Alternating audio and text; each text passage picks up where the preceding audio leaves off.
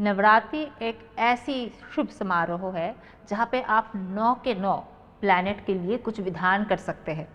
पर आज हम सिर्फ और सिर्फ वीनस के बारे में बात करेंगे। शुक्र एक ऐसा ग्रह है जिसके पास एक्चुअली आपकी मैरिटल हैप्पीनेस, आपकी मैरिटल लाइफ, आपकी घर की सुख शांति, आपके जो स्पाउस है वो सब शुक्र के पास है। इनफैक्ट आपके कोई सेक्सुअल डिजीज़ हो रही है वो सब शुक्र के ऊपर है। शुक्र के अच्छे होने से, खराब होने से सब उसी के ऊपर डिपेंड करता है। तो आप कैसे इस नवरात्रि में आपके शुक्र के लिए कुछ विधान कर सकते हैं, क्या कर सकते हैं, ये सारे के बारे में आज हम बात करेंगे। और उसमें सबसे पहले आता है कन्या पूजन, कुमारी पूजन। कोई उसको कुमारी पूजा बोलते हैं, कोई उसको कन्या पूजन बोलते हैं, जहाँ की जो भी रीत है।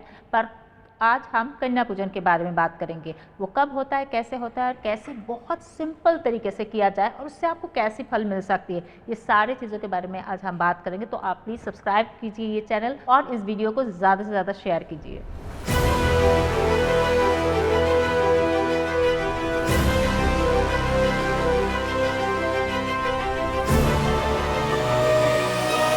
नाम ही है कन्या पूजन, तो आप समझ सकते हैं कि कन्याओं की पूजन के बारे में बात किया जा रहा है। यहाँ पे कन्याओं के यहाँ पे एक्चुअली शक्ति के रूप में देखा जाता है। तो ये शक्ति का पूजन है, कन्याओं की पूजन है। तो 1 से लेकर 12 साल की उम्र तक की जितनी भी कुमारी लड़कियां हैं उनको पूजने की जो विधि है यही है कन्या पूजन। ये पूजन कब करना चाहिए, कैसे करना चाहिए, ये सारे विधि मैं अभी आपको बताने वाली हूँ। तो प्लीज़ इस वीडियो को सेव भी आप कर सकते हैं। सबसे पहले तो आप अपने घर में जो सबसे अच्छी कंफर्टेबल जगह होगा उसको तय कीजिए कि कहाँ पे आप कुमारी पूजा करेंगे। आप 1 से लेकर 12 साल के जितने भी कुमारी लड़कियां हैं आप बुला सकते हो। ऐसे तो नवदुर्गा के रूप से देखा जाए तो उसके हिसाब से आप 9 कन्याओं को बुलाइए, कुमारी लड़कियों को बुलाइए और उनका आप पूजा कीजिए। अगर आपसे 9 नहीं होता है तो आप अपने सामर्थ्य के हिसाब से चलिए, 9 ही लाना पड़ेगा, इससे कोई बात नहीं है। पर ये करना कब है, 9 दिन के 9 दिन आपको करना है ऐसी बात नहीं है। ज़्यादातर लोग अष्टमी या नवमी में कुमारियों का पूजन करते हैं।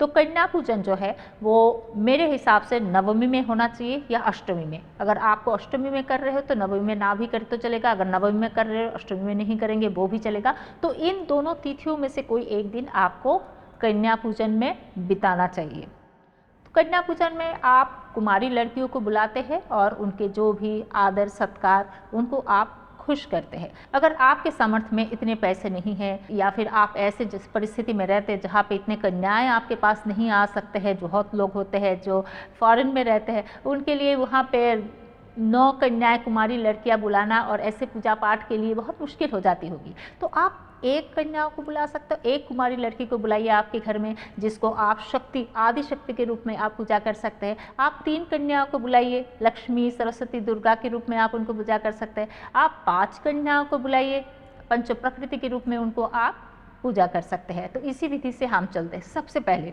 आप जब भी जो कुमारी लड़की आपके घर में आएंगे उनको आप सबसे पहले अभय दान कीजिए।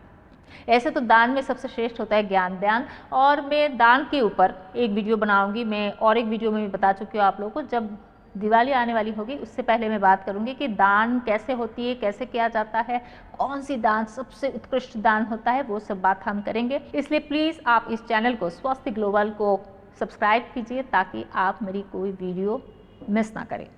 सबसे पहले तो अभय दान। अभय दान मतलब जब आपके घर में कोई गेस्ट आते हैं, जब बच्चे आएंगे तो आप उनको बहुत कंफर्टेबल फील करवाएंगे। छोटे बच्चे ऑब्वियसली वो हाथ पैर हिलाएंगे, कुछ ना कुछ बोलेंगे।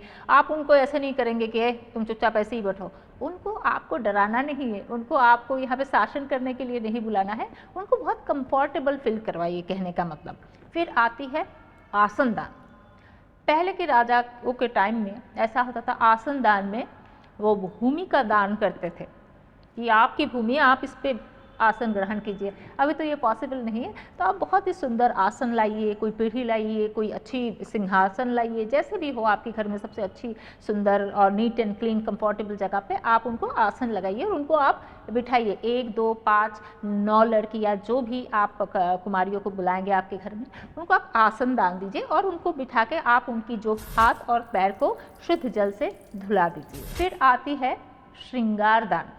अगर आप नवमी में कन्या पूजन कर रहे हैं तो आप पंचमी, षष्ठी, सप्तमी, चतुर्थी, आप ये सारे दिन माता के अलग अलग मंदिरों में जाइए या फिर कोई भी माता के मंदिरों में जाइए, वहाँ पे जाके माता को श्रृंगार चढ़ाइए। मंदिर में आप जाके दुर्गा माता को श्रृंगार चढ़ाइए, कुछ अलग अलग टाइप के कलरफुल चुनरी लेके जाइए, उनको वहाँ पे चुनरी चढ़ाइए और वो चुनरियाँ ले आइए। तो जब आप श्रृंगार दान की बात होगी तो आप छोटे बच्चे हैं, उनको कुछ इतनी ज्वेलरी की समझ नहीं है, कुछ नहीं, तो आप ये छोटे छोटे चीज़ें आप उनको दान कर सकते हैं। पर चुनरी जो आप लेके आए हैं माता से, मंदिरों से, पंचमी, षष्ठी, सप्तमी में जाके, वो उनको एक एक करके आप चढ़ा दीजिए। उनको आप आभूषण दान कर सकते हैं, आप उनको श्रृंगार में छोटी सी पायल दे सकते हैं, कंगन दे सकते हैं, बिंदी दे सकते हैं, जो भी आपको सही लगे। आप उनको वस्त्र दान कीजिए और वस्त्र के रूप में आप उनको छोटी सी साड़ी दो, कि कैसे भी आपको सही लगे, आपको जो आपकी सामर्थ्य में जो हो। पर वो जो माता से, मंदिर से जो आप चुनरी लेके आए हैं माता को चढ़ाने के बाद, वो भी आप उनको पहना दीजिए। फिर आती है अन्नदान। आप अपने हाथों से सात्विक भोजन बनाइए, क्योंकि ये नवरात्रि चल रही है तो आपको सात्विक भोजन बनाना है और सात्विक भोजन उनको खिलाना है।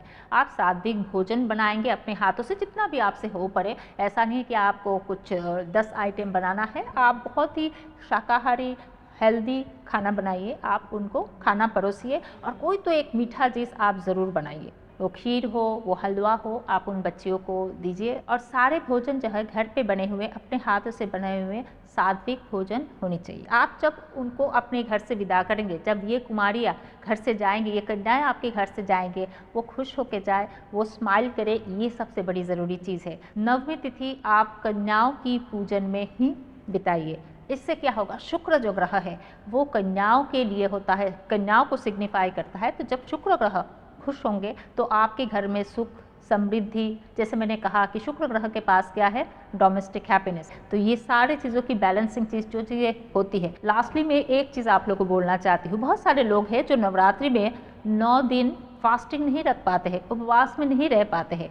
उन लोगों के लिए भी अगर वो कन्या पूजन करते हैं अष्टमी में या नवमी तिथि में, उससे जो आपको फल मिलती है वो एकदम कम नहीं है। और अगर आपने 9 दिन बहुत ही विधि विधान के साथ एकदम बहुत उपवास में बिताया है, आपने पानी बिना पी के बिताया है, पर आपने कन्याओं की पूजन नहीं किया है, तो फिर उसका भी उतनी पूरा फल नहीं मिलता है। तो कन्या पूजन बहुत ही इंपॉर्टेंट एक पार्ट है जो आपके शुक्र ग्रह को बैलेंस कर सकता है। एज वेल माता की भी आशीर्वाद पाने में आपको बहुत सहायता मिलेगी।